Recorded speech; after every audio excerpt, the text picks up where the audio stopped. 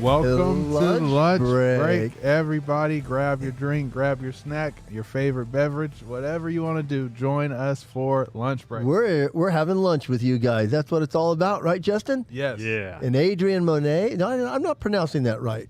Monet is fancy, though. I It like is. that, but it's Monge. Monge. Monge. So we have Monge. Adrian Monge with us today. We're excited about today's show. Yes. So like us, share Let us. some friends know to You join betcha. in and watch with us today. Yeah. We've got some things that we're going to be talking about, and I'm hoping you're going to be enjoying it. I'm wearing my shirt from my friends at Gold's Gym in Phoenix. Can't see the Phoenix side. I can't pull my shirt up because you don't want to see that stuff. Yes. Is Yeah, that you definitely. on there? Or something? No, I know no. I have to check. 'Cause sometimes it is that's you. the I do have a couple. This is the new Gold's Gym guy. Okay. When I grew up with it, there was the Cyclops Gold Gyms guy, and I've got a few of those shirts.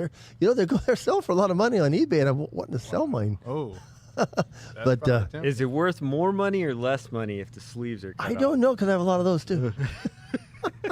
My wife packed away a lot of my stuff just because it's old school stuff. So we're glad you're out there today, and hope you're going to listen in closely because we do have a good show today. I believe that with all my heart. We've had some good audiences before. Want to thank Encourage Media Production for bringing us. And I want to thank Josh Vietti, who is the creator of our Encourage Media Productions. He was the kind of the brainchild for all that. We have a lot of things to talk about going into the future. Our executive director, Vince Sierra, I want to give him a shout out because he has a big part. Our executive producer, Seth Parker, and our on-site producer, Mike Harvey. Creative consultants, Taylor and Tessa Touchstone. They always keep me kind of in the groove. I don't know if that's a hip word or what, but just kind of in the know. Yes. What's Yeah, going on? It works. In the groove. Tessa works in the industry of podcasts, and my daughter consumes them. So Yes. They let us know what not to do. they're very good. So, girls, I hope you're watching today. But our question from our audience, from you guys, came in last week. We had Arthur Smith. Arthur was a great guest. I enjoyed Arthur, and I love being around the university system over at Cal State. It just, when people are around young people all the time, it makes them think young. I loved having Arthur come in, hearing his story, but he also shared with us and shared a couple things with us. One, that he played the violin, and another thing he said is that when he moved from Kansas, he left Kansas and he left with 4 boxes, I think, in his car. Yeah. And he kind of told us that he had just went through a divorce. Mm-hmm. And he came out to California, and he said one of the things that he needed to do was get away from where he was Yeah. into a new environment, Really a new needed to system, because he said he was depressed. And I think that's something a lot of our audience might be dealing with. I know isolation has caused a lot of that. So our audience question came that what suggestion would we have for the audience if they're dealing with situational depression? Because I think that's what Arthur was saying. He was going through a divorce, which was changing his locale and his marital status and his environment. Yeah. Because a lot of times people, you're around your spouse and all of a sudden you're not. And so there's a difference between situational depression and clinical diagnosed depression. Yes. And that is something we're not going to address. Yeah. Is a clinical diagnosed depression, because if that is something you have going on, you got to listen to your doctor. You got to get to a professional. Yes. It's so important. Yes. It's important. The big step is realizing that you are clinical and you are in a deep depression, and know that you got to get some help. Yeah, but saying that, I think a lot of us have walked through this. If we haven't done it ourselves, we've walked through it with a loved one. Yes. I always say this, and my wife, I got permission from my wife this morning because I jump into this. My wife has severe Crohn's, and I think it's 18 or 19 years ago they removed her colon. And, people have a question for me all the time, well, how does that work? Well, God gave you backup parts. Ooh. He did, because they removed her colon and they took her small intestines and they reworked it. They call it a J pouch or a W pouch or a Z pouch. And so they reworked that. And so my wife spent 45 days in the hospital, in going back in between really critical and not critical. And I remember walking into the doctors one day, and there were 3 doctors in there, and we were at UCLA, and they were all the specialists. Dr. Jonathan Sack was the head of the colorectal department and the academia department at UCLA. He was my wife's surgeon. So Dr. Sack, I believe, was there. Dr. Frosch, our GP, was there, and another GI doctor. And when I walked in the room, they told me that my wife was in serious condition. I said, yeah, I know that. And they wanted to talk to me, and they wanted to talk to me outside the room. And when I got outside there, they said, your wife is depressed. And I was like, yeah. They go, we want to do some stuff. We want to get her out of this situation because she can't ever see herself coming in the hospital. We want to help her. I go, well, let's help her. And they go, you're okay with that?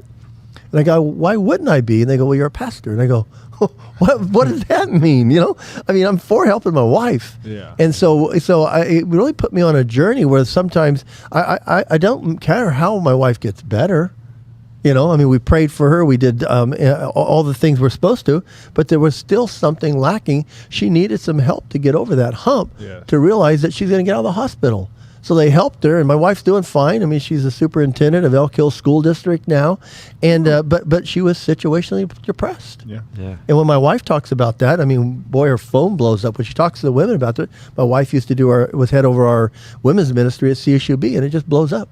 Last year, I tell people when I had my heart issue and was told I might not be able to work out again, I was a little bit of depression. But working out was my life, and I was willing to give that up to be okay. And if that was what it was going to take, I was going to move through it. So my thing was that if you're out there, you need to do what Arthur did.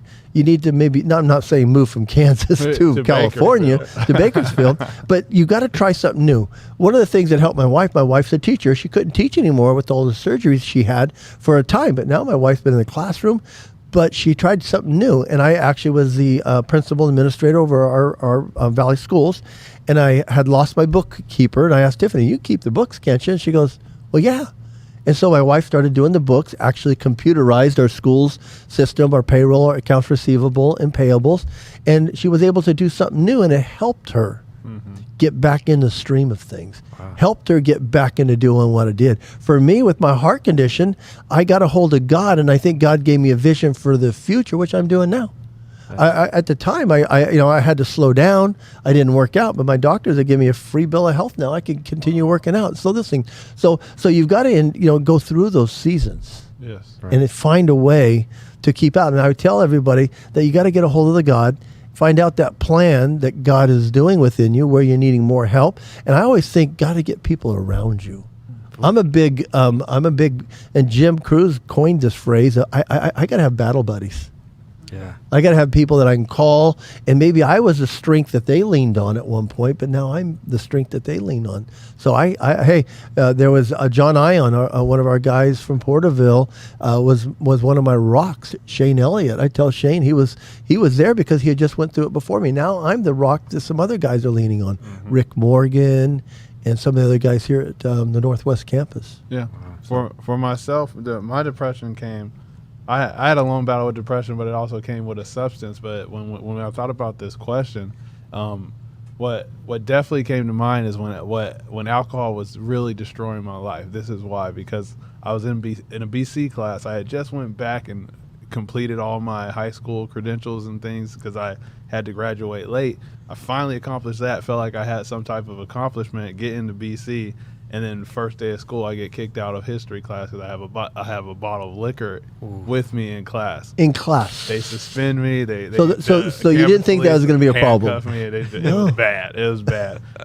So I remember that being a real low point, but that was one of the low points that got me boosted towards going to God. My friend Jeff kept constantly inviting me to church, and in doing so, I filled every day of the week with a Bible study. In order to break it, I had Bible study every day of the week with different groups, and that was my big change because I was in a deep, dark depression at that time because I just felt like it was all over. That situation had overtaken me. I'm like, I ruined school. Now what do? I have nothing. I felt like I had nothing left, and that's when that depression can start attacking you. So I changed my friend groups, changed everything, and started getting positivity poured into me. And I'll never forget it. The Bible says, "Be transformed by the renewing of your mind." And you have to let God renew it, but I needed to be around godly people so that I could start seeing a different way to live and being around all those positive people got me out of that depression that I was in. So I'm very, very big proponent on the change the environment, because it was my friend groups, it was the places I was putting myself in were leading to my depression. So I needed a whole change around myself. The Bible also says that bad company corrupts good morals, and if you do a study into that,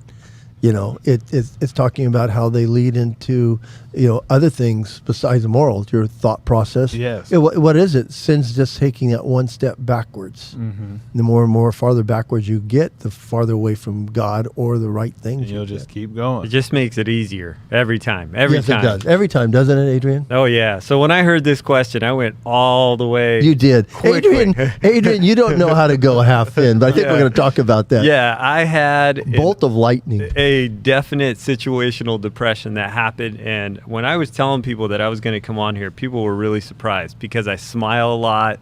And sometimes when they look at somebody who smiles a lot, they think like, there's no way you were ever depressed, you know, like there's, but it happens. It happens to everybody. It happens to ministers. It happens. I mean, some of the people who smile the biggest go the darkest. That's what I always say.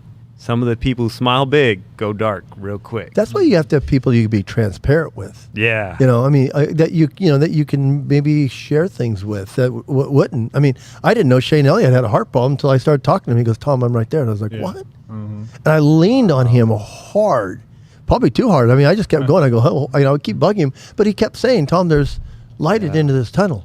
Just keep listening to your doctors, keep walking through it, keep doing the things you need to do, and they keep doing the things that got you to be at a good place." Yes. Yeah. You know, people will fall away and kind of. And for me, it was kind of, and we'll share some pictures with you guys. So I had this really bad accident. I went out to a school and I crushed my ankle.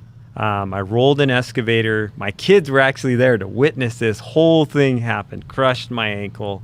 And I was sitting at home with a crushed ankle. And that's not what they went there to witness. No. We went to clean a pond for free to help the school out at McKinley School. And it was a big effort to get out of there, but my kids actually dug my foot out. So the funniest part of that whole story is I told my daughter to get the pick to relieve the pressure on my ankle because my foot was coming off. Like the pressure of the tractor was like pushing my foot off.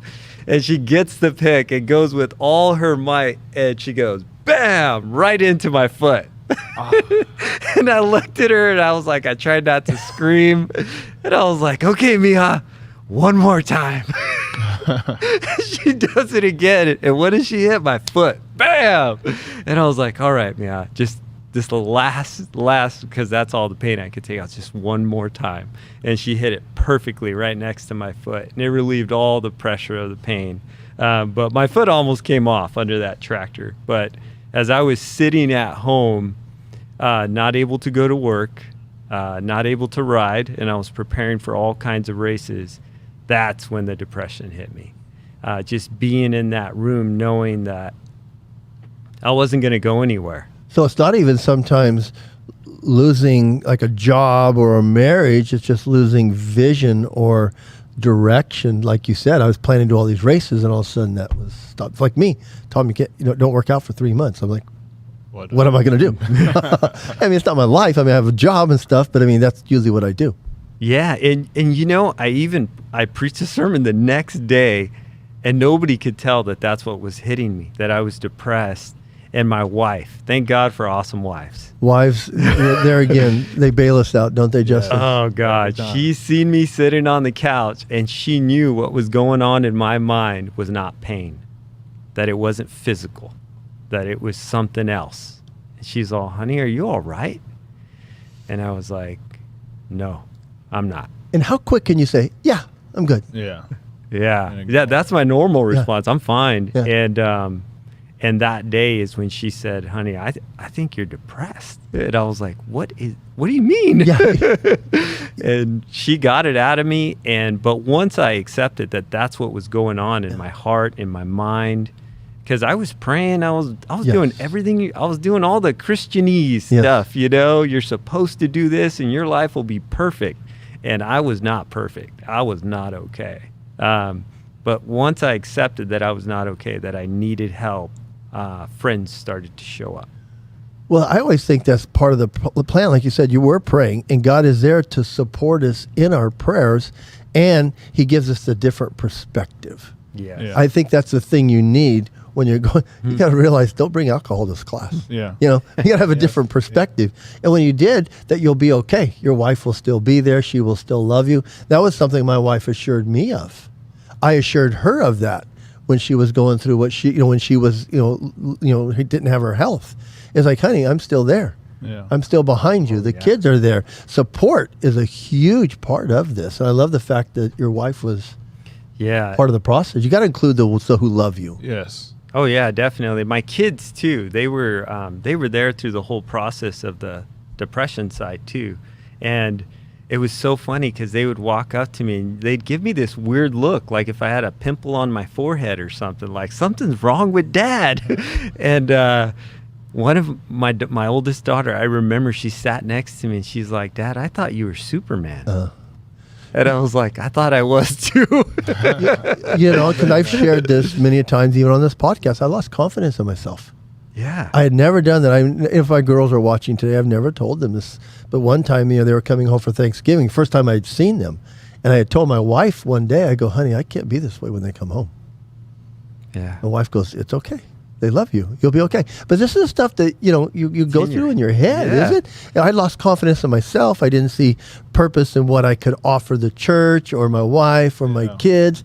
I didn't see that. But God was like there, showing me that, no, Tom, I am going to be there. Yes. And he did. He saw me through, and he gave me some promises that I held on to. David says, God's word I hide in my heart. Yeah. Oh, yeah. So I can draw him out at the right time. And God did. He started whispering some hope in me. Yeah, that's why I felt the biggest key that God has given us Christians to fight back with is hope. Hope is a big deal. So find Jesus, because I don't know if any of us would make it through our depression if I didn't have that deep hope that going to those Bible studies would work. Yes, my friend John Ion sent me a song. It was like, wow. When I know I'm supposed to listen to worship music, and I did. And I go, I got to add that back in. Pastor Ron was there saying, Tom, you're going to be okay. I really feel this. And so those are the things. Shane was like, okay, Tom, this, so you've got to have that around. I love the fact that your wife is there and your kids. And the people that encourage you, from that day on, when I got through that depression, I realized how important encouragement is. It is. And how reaching out to people when you think they don't need it is so pivotal. It is. It is. Like your pastor, Monday, needs encouragement. Yes. Yeah. Every Monday, every Thursday morning, they need it. You may think they preached an awesome sermon, and there's no way they need it, but they need it. The devil's working up here in the overtime. Oh yeah. Sometimes people think like, oh, they need to know that they said this wrong. Yeah. No, they don't need that. Believe me, they know. They need that encouragement. But anybody in a role of the encourager needs encouragement as well. Yes. I always think it was so crazy how 17, 18 years before I was playing that role for my wife as the advocate for the patient. But man, when it turned back around, my wife was there. And it's not something that you do this. I always tell married couples, if you're out there and you're married or you have friends, that you've got to make deposits into other people's lives, because you will need to make a withdrawal one day. And without those deposits, and people like texting people, encouraging things, because when you need it, you have that relationship that's built up, that where people you're in this communication with people through electronics, or you're in it through a Bible study, or you're in it through being around them at church, seeing people at church, or even on Zoom. I mean, I can't tell you how comforting it was to be with people even on Zoom. It was all we had last year. Yeah, through the pandemic, Zoom was how we kept our relationships with the youth. Like that, without that, I don't even know if we would have made it. So there's so many forms. There's so many tools that we've been given on this world to encourage other people who are going through this type of situational depression that we're talking about. And it's easy too. It's not like you have to write people letters. No. Yeah. I miss you. Yeah. You're an awesome person. You're Thinking a great about you. friend. I'm thinking about you. Easy stuff. It is. Easy stuff. Adrian, I know you because there's a picture here. So when your doctor gave you the thumbs up, what'd you do? You guys are going to think I'm crazy, but this next picture is me in the rain. And You would think this is like a year after I crushed my ankle, but it's actually 5 weeks. And I talked to the surgeon. I said, hey, there's a race that I put on. I would like to race it. What do you think? And he said, yeah, go ahead. He said, don't pedal really hard with that one leg, but if you can take the pain, Adrian, you just do it. And, in this photo, I am just gritting. I mean, I was not going super fast, but I gave it all I had, and I just dumped it all out there. You always tell people that go through a loss or something that you may not be the same, but all I've ever wanted to be was the best me that I could be. Yes. Yes. I'm not trying to be the younger, better me. I'm trying to be the 64-old better me, And I think that's something that men deal with sometimes.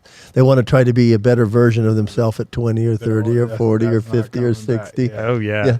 I love it when you're out there playing basketball and you're coming in kind of, or when you went out and played volleyball back here. Oh man, it's just different now than it used to be. It hits you different. So when you're fully sporting, understand when you're sporting the dad bod, it's a little different when you got the rip six. And Oh God, let's not talk about the dad bod, guys.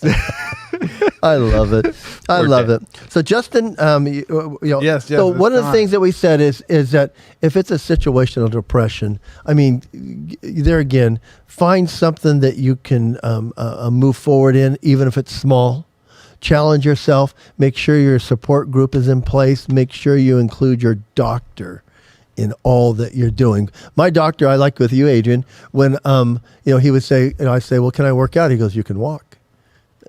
That wasn't my question, but I knew what his answer was. But he was always there to encourage me. So when he said, Tom, you can work out, and I go, okay. He goes, but only use 30 pounds. And I was like, okay.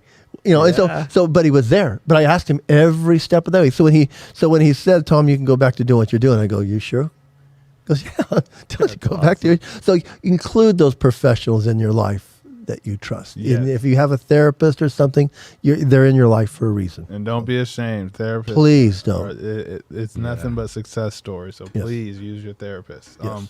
But as we move forward, this is one of my favorite points in the show. I get to ask what's new. We have a cool little segment where we get to find something new about our guests that people may not know. And I always get excited about this because I think I know you, Adrian, so I'm kind of excited. So this is going to be a good one. Yeah, I mean, I ride bikes, so that's not new. But how about I'll just show you. We're going to get a demonstration. This is top secret, guys. We're going to get a demonstration. Not anymore. It's not anymore, but here it is. So since I was a kid, I've been able to do this. I'm in. This is exciting. All right, I'll show you guys. Hang on 1 second. Here he goes. Oh, the camera has to move in on that one. Did we get a good shot of that? We got an ear wiggler. Ear wiggler. Do it again, Adrian. I don't know if they got that. It looks like Seth's trying to zoom in on him. Oh. So do you just train this muscle? How does this happen? How do you my discover God. this? Yeah, I work this muscle out every day, guys. No, you know what happened? I was at church one day, and this... I'm trying to do it now. I'm going to make a lot of weird faces. Oh, my God. I hear Seth can do it as well. Some guy, he said, hey, can you guys wiggle your ears? And I just looked at him, and I was like, we can wiggle our ears? Everybody has that? Not that me. muscle, I've failed to develop. Seth that's got it. Did you? Seth's got it. got it Oh, my down. goodness. What's that? Don't pop that on. I didn't know this is hidden talents. This is A lot of people have apparently. only the chosen ones have it, right, Seth? What? Come on here. Let's see this. So we Let's got see this wiggle. dual going on. ear Oh, you yeah. can. There he does. Turn around side. Look at that wiggle. Oh, our How do you do executive producer Seth Parker's got unknown in. I love it. Amazing talent. I love it when Mike Harvey was on, and we got to get Seth on. that? Yeah. One of the things I know Seth does, and he doesn't tell people, is he's such an extreme sport guy that he always comes up with these new gadgets that he's doing, and then he ends up with an injury that he shows me. Every time. After he does it, he's shaking his head yes. But So, he's A-okay. I love Yeah. that. Adrian, right on. I love that. Well, there it is. First ear wiggler. That's first. So, Adrian, let's talk about your story. Let's talk about getting into that. And, when you're young, have you always had this kind of energy? Oh man. I mean, because you're a light bulb. I mean, that's one of the cool things. So it's good when you're an adult. Uh-huh. It's good to have the energy to be able to be energetic, get up in the morning, do stuff. You ride incredible distances. Oh yeah. But when you're a kid, it's a problem. When So- I was young, it was a problem. So you were the one that was bouncing off the walls and Oh yeah. The teacher would have me take things to the office that didn't even need to be there. and you would run. Oh yeah, I'd run there, run back. What else you need me to do? Oh man, I got in lots of trouble when I was a kid, and we couldn't. They just couldn't figure it out. But I had awesome teachers. Miss Yes. Bird, they were the best. They What, knew what, to keep me what busy. grade was Miss Bird? She was in first grade. First Shout grade. out to you first grade teachers. My wife will always say that the difference that teachers bring is they make a difference. Mm-hmm. Oh, They make yeah. a difference in kids' lives. She made me feel like what I had was a special gift, not a problem. I love Because that. she just put me to work pretty much. And I loved hard work. Since I was a little kid, I was always okay. I mean, punishing me to clean the yard was not going to work because I was going to like it, going outside and working. But when I became a teenager, that's when it became apparent that it wasn't something that was going to be a problem the rest of my life. I started going to the gym in the mornings, and it was cool because I got to meet the football coaches, and I didn't even play football. I don't know how to throw footballs, none of that. But I would go and meet them at 5 a.m., work out, and then after school, I would go running. And my mom, and I was telling my wife this the other day, she was so cool. She would see me after walking 3 miles home with a backpack that weighed about 30 pounds uphill and go, "You need to go for a run." And she would hand me a water bottle. "Here you go," or a Gatorade. "Here you go." My wife would call it getting the energy out. Yeah. Yeah, and I would just take off. And I would run. The city of Taft is not that big, so I would run around it and get about 10 miles. It's big because when you talk to a guy has a deficit with aerobics or cardio, that would be impossible for me. Yeah, It just would. I'd walk. easily 10 I'm not miles. sure I'd make it walking. Oh my goodness. Well, my favorite sport though in all of high school was wrestling. I love that. Because it was so physical. Like you had to give do. every muscle you had to put it into every throw, every grab. And I think I have a picture. And it was so funny because in high school, so I went to this wrestling tournament and I didn't qualify to be in the high school division. And so I don't know if it was my weight or something. I'd missed a cut or something. But my uncle says, "Well, you can you can do the open division." You could go wrestle with men. Yeah, I didn't know what the adults. open division was at all. But I was like, all right, I get to wrestle. So I still went and cut weight. I remember that. I still ran 2 miles and then took my sweat thing off, weighed in, and then went in there and wrestled men. And in this picture, it doesn't show it real well, but I have a black eye because I wrestled guys, but I got third place. But that was my favorite sport in high school because it was so physical. Yeah. But Get it- your energy out. Yes. I love that. And it never stopped. The athleticism was something that just continued on throughout my life. I'm 40 years old now. And I don't ever see it just ending. You know, I tell people as I look back, you have to adapt. Being 64, I don't work out like I did when I was 50. Right. Not even when I was 60. You have to adjust. Yeah. That's Yeah. the biggest thing I tell people. You just got to make adjustments. Sometimes they're big ones. Sometimes they're small ones. They Oh, are. yeah. I love your bike riding though, because what I see with your bike riding, and this is for our audience as you're out there, what you do can be implemented into things that you love or who you are, because you have such a community around you Oh, yeah. when you're riding bikes.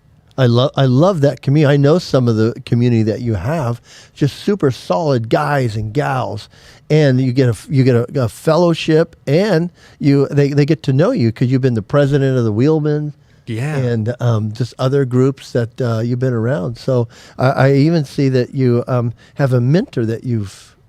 Oh, yeah. So cycling, not only as I was increasing my faith and my walk with God, it was almost like God brought these people into my life that I was going to need. Yeah. And I didn't know it. I And- did not know it. And that's what people, when they see the benefits of, activities are, there's things that God's going to do, or there's things that are going to be added to your life that you don't even know There's you need. things you don't know you need. That's Yeah. what I learned biggest is that I needed a lot of people in my life that I personally didn't see the need for. We don't see people like that, but God sees the potential and the potential within us. Yeah, so Brent Milton is, and I already warned him, you're on blast, buddy. I told you. Brent, you had a part of this, and thank you.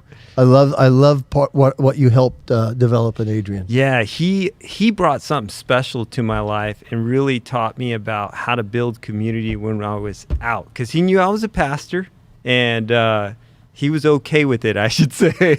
He knew, like, we're okay to be around. Yeah. He's like, it's all right. This guy's cool. And he would take me on bike rides. And his wife one day kind of posed this question that we used to take out to our rides. And I love this question. And if you have a group and you do any activity, this question is good for your activity. It makes it worth it. And he would say, what's good in your life? What are you thankful for? And what's hard? Yeah. And when he taught me that, I was like, I don't have to say a Bible verse. Oh, you don't? That means so much. Yeah. I told my girls when they were little, life's rough, life's hard. It's not supposed to be easy, but it's Right. it's you got to appreciate the things that are going on that are better than maybe the things that aren't better. I always make my kids tell me something that was good during the day and something that was bad. Right. Yeah. Every day. And it's a perfect way to connect. Like, everybody can love tell that. you something good. Yeah. But what's hard is like something that, you can start digging in on what's hard, and then you don't have to make that cheesy saying, hey, if you ever need anything, give me a call, because you're going to know. You ask the question, you already know, so you don't have to say that, Yeah. But it's awesome. The way that he brought that into my life was in a moment where I was having difficulties connecting. Like, as a minister, I didn't know how to connect to people. I just wanted them saved and in heaven. That was it. I want you saved and in heaven. People that know you just for a short time know that is the main That reason. is the ultimate goal. Yes. That's the ultimate goal, just so you know. I'm not hiding it. But it really brought a lot into my life. Like, even through that difficulty of depression, I was able to participate in an event, like, shortly after that. And we got a picture. It's called the Death Race. And it was kind of symbolic for me, because I had decided that day I was going to live differently, and I was going to do it with the team.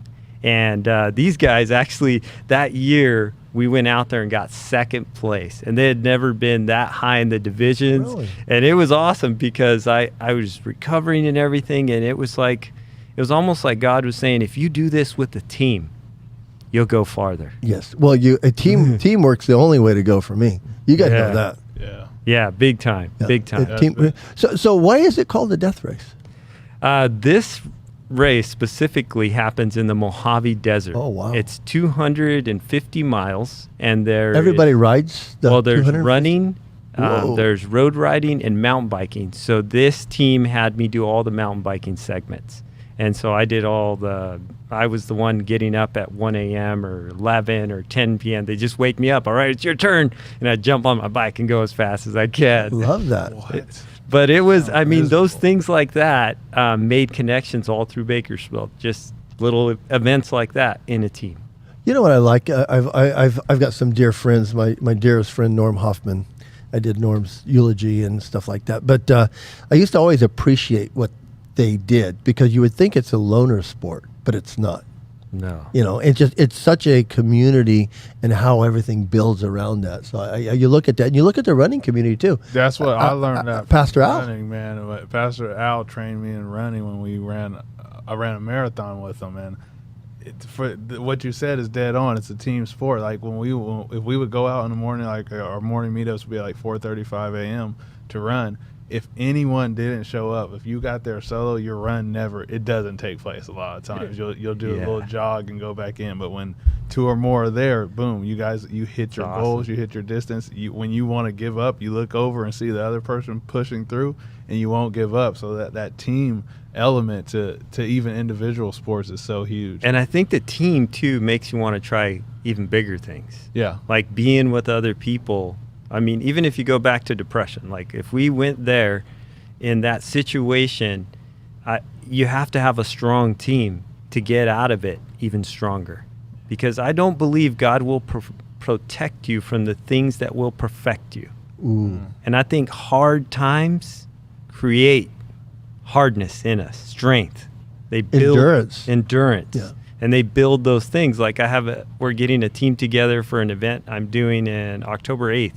And it's 12 hours of savage bike riding, and we'll see how far I go, but it takes a huge team. I mean, Carrie from Action Sports got to give me a bike. Donna, the massage therapist, has to make sure my muscles are all split up. I mean, it's a whole effort just to make sure this one guy survives. Behind the scenes. Yeah. Hasn't Carrie, if you're out there, love your brother, love your family, have they been a blessing to the community? Oh, yeah. Carrie's done a good thing. Just want to give him a shout out. Yeah, Carrie Ryan. Action Sports. Definitely. Yeah. He's letting me borrow his very own bike. For Oh, this really? event. Oh, Wow. yeah. I It's like that. super fast. Thank you, Carrie. Thank you for investing in Adrian. I like that.